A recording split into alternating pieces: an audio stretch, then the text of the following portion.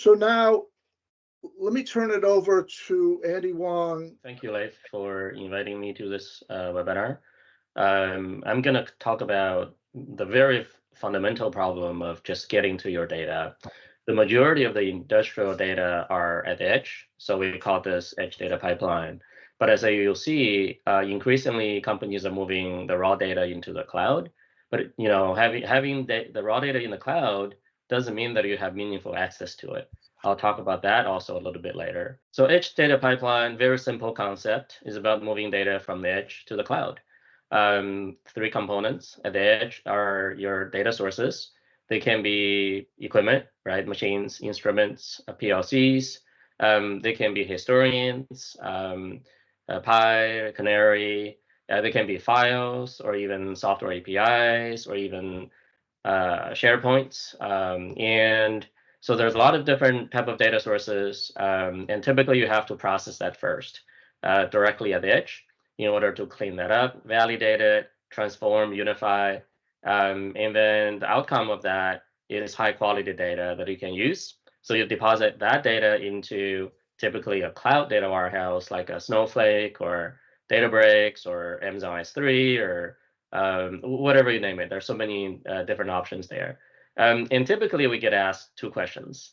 The first one is, how is the edge data pipeline different from a traditional enterprise data pipeline, like the ones that transfer sales data, from your local database into a data warehouse? That's question number one. Number two is that, okay, how is this different from a SCADA system, from Kepware? So I will answer those questions in the next couple of slides. So the rise of the edge data pipeline really comes from the fact that we're doing a lot of AI, a lot of big data. And in those applications, we increasingly require data with a lot of signatures. This is because AI is just basically trying to recognize signatures in the data. So the more data there is, usually results in more signatures. This involves in, say, very high-speed data when you're doing predictive maintenance solutions using vibration sensors or electrical current sensors. You're talking about kilohertz, tens of kilohertz, or even faster data to look for signature there. Or even very high volume data. So for example, if you're doing root cause analysis, right, when you have hundreds of parameters you're trying to analyze to understand which one is causing the defect, that's a lot of data you have to go through.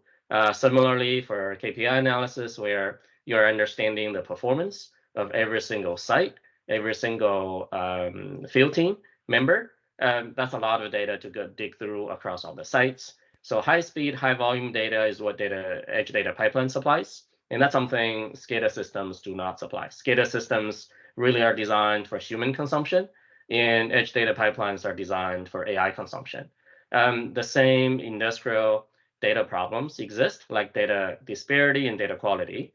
Jane is going to go into data quality in more detail. So I'll just talk a little bit of data disparity, right? As everybody knows, every machine has a different data format, data protocol, different way to access it. But not only that, every site has a different number of equipment, different models of equipment. So you don't have like one solution you can replicate across all different locations. It has to be very, very configurable in order to collect all the data due to the data disparity issue. The best way, I think, to demonstrate edge data pipelines is through a couple of examples. So I prepared two here. Both are actually very different from each other. So this is sort of edge data pipeline that you typically think about, right? So let's say your company is collecting a huge amount of sensor data to do predictive maintenance on all of your machines, right? So the sensors can be vibration, current, flow, temperature. Some of them are very high speed. For example, in this case, vibration sensors at 12 kilohertz. In the next generation, there's 24 kilohertz.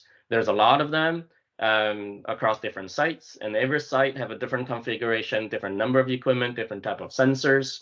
So the solution needs to be super configurable and automated, right? You cannot scale up without that automation.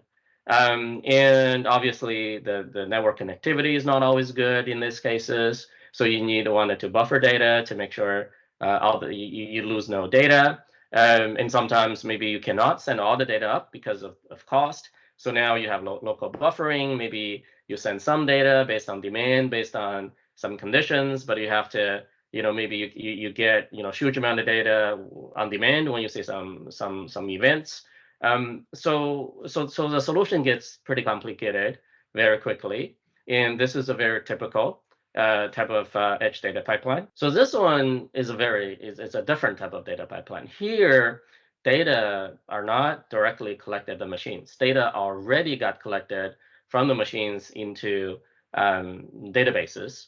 For example, maybe the controller data from all the controllers are already in the historian, and all the EDR data, which are all the data directly coming from the machines, already in Snowflake. Then you have maintenance data. That's when field teams doing inspections, replacing parts in a SQL database. And then you might have external sensors collected through an external vendor, and that sensor data gets accessed through a API, right? A web API. So the data is already there, but the speed is also not super high. So for example, a lot of the PLC and EDR data, machine data streams in every second. So it's not super high speed. But the amount of data is huge, because you could have a couple hundred sites, and each one have a couple dozen heavy machineries, all spitting data at a second interval. And every month you might get hundreds of millions of rows of data from that. So you have all that data, right? All of your databases and data warehouses, but then there's no access to it. The reason is there's just so much data. It's just coming out of time. So how do you solve this problem? And here the data pipeline is not just about delivering the data from the edge to the cloud, but it also is about delivering meaningful data from the edge, or even from a cloud data warehouse into a layer that's usable, right? So in this case, it's something we call event extraction. So you're extracting meaningful events from the data. This is because a lot of the industrial data is time series data. And most of the time, the machines are okay, everything is working normally, there's nothing, right? Maybe only 1 or 2% of the time, there's some meaningful event in those time series data you wanted to get out. And those can be anything from a maintenance event happened, or the pressure of the machine shut up and across a threshold. But event extraction may not be very simple. One example is, let's say you're trying to figure out, okay, for this particular machine, is the pressure above some threshold? Well, maybe there's not a single threshold. Maybe the overpressure depends on the size of the valve inside the equipment. How do you know the size of the valve?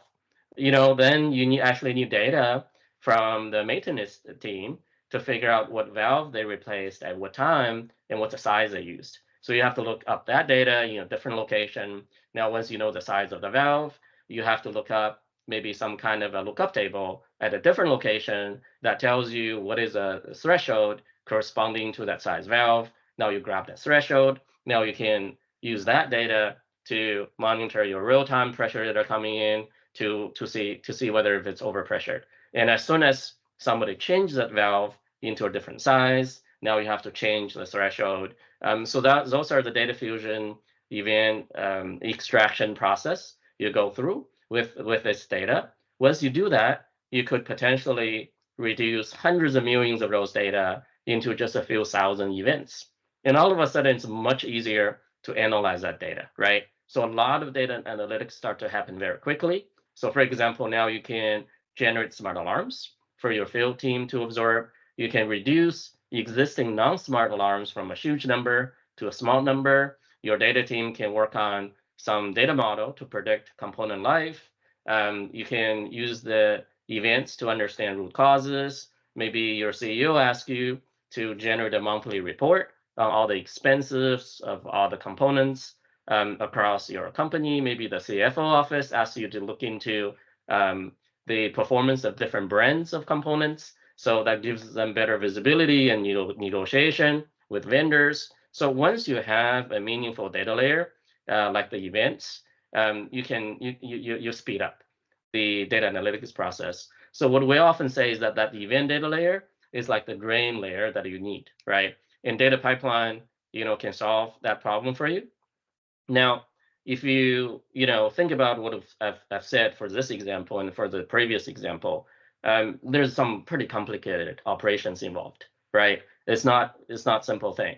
So how do you do this? How do you build data pipelines that can generate this type of very effective data? And in the past, you would have to do this in software because it's so each solution is so different. There's so many different things you need to do. So you have to build that in software, and that takes a long time. That requires a lot of software developers who may not necessarily understand the domain, have the domain knowledge to work with the data. So that's why, like, one of the big reasons why it's very slow to work on this type of problems. Today, increasingly, what people are doing are called low-code solutions. So this one here illustrates some low-code concepts. The left part of the diagram is a real world system. You may have a couple hundred rigs, as we were talking about on the previous slide, and you're collecting all the data, processing all the data there. You have a big data warehouse in the cloud. You need to process that data as well, because the raw time series data doesn't help you too much. So there's a lot of distributed data processing happening. Building that solution takes multiple years in the traditional sense, right? So today, companies are figuring out, okay, how do we do this faster? Are there better ways to handle systems that require a huge amount of configurability? So, that's called low code. It's basically functional block diagrams, for which the concept has been, around for probably 80 years, 100 years. Essentially, each block represents some data processing workflow, and then you can associate those blocks to be executed in different locations to process those particular type of data. Now, this diagram on the right, the functional block diagram, is very much a conceptual one, right? In reality, it never looks like that. This is because if you think about 200 data rigs, you cannot have a single block processing all 200 of them. 5 rigs might have 3 pumps each, a model of top drive, particular model of top drive. 10 other rigs might have 2 pumps each with another model of top drive. So it's a very, very sort of fragmented, disparate type of system. But even with that, a low-code functional block diagram can solve it much easier and more intuitive as compared to software. This is because you can set parameters for each block. So parameters can be passed down, and each rig can be individualized, take their own parameters to set that. Or if the setup is too different, you can just copy the blocks into a new block and just modify that. So there's still, so it's very easy to manage that process. And this is where technology is used to help to solve this super complicated problem in data access. And with that, I will stop and I will hand over the presentation to Jane, who's going to talk about another super important problem, which is data quality. Thanks, Andy. And just before you jump on, Jane, just a reminder, if you've got any questions, put them into Q&A. And over to you, Jane.